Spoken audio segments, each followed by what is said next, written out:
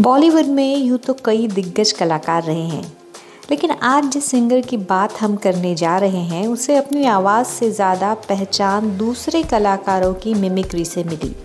इस गायक ने बॉलीवुड में कई मशहूर गानों को अपनी आवाज़ दी है। चुम्मा चुम्मा दे दे, चुम्मा चुम्मा दे दे, चुम्मा चुम्मा चुम्मा दे दे, चुम्मा चुम्मा दे दे, चुम्मा।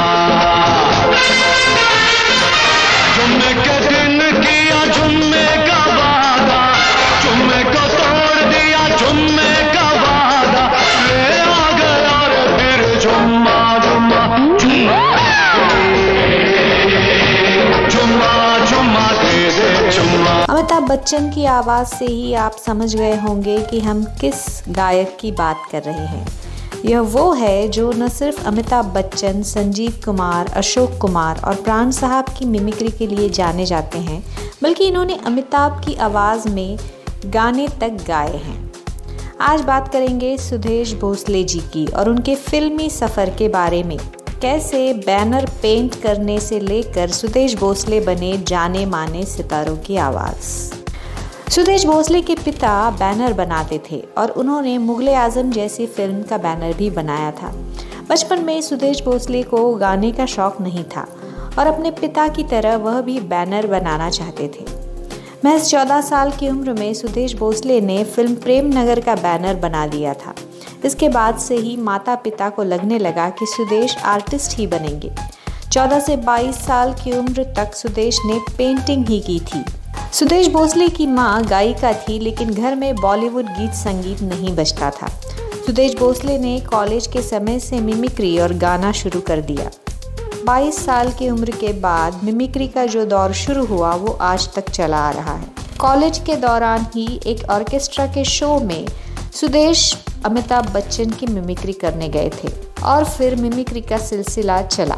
जब सुदेश जी मिमिक्री आर्टिस्ट बन गए तो एक समय वो आया जब संजीव कुमार का निधन हो गया था, लेकिन उनकी 5 फिल्मों की कुछ डबिंग बाकी थी। इन फिल्मों के कुछ सीन सुदेश जी ने ही डब किए थे। सुदेश भोसले अपने करियर को बनाने का श्रेय गायिका आशा भोसले जी को देते हैं। उन्होंने ऑर्केस्ट्रा में सुदेश भोसले को गाते हुए सुना था और उन्हें स्टूडियो में गाने के लिए बुलाया गया। सुदेश जी ने अमर प्रेम का सचिन दा का एक गाना गाया और यह सुदेश जी के करियर का टर्निंग पॉइंट भी बना। आशा जी ने सुदेश जी के गाने को रिकॉर्ड किया और आर.डी. बर्मन को सुनाया। पंचम दा बाथरूम में थे और सुनकर भागते हुए बाहर आए। उन्हें लगा जैसे उनके पिताजी गा रहे हों। सुदेश जी को पंचम दा ने अपने टूर के लिए चुना और प्लेबैक सिंगर भी बनाया।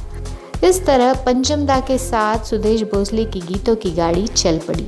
सुदेश जी ने अपने करियर में यूँ तो कई सुपरहिट गाने गाए, लेकिन अमिताभ बच्चन के लिए गाए गानों से उन्हें खासी पहचान मिली।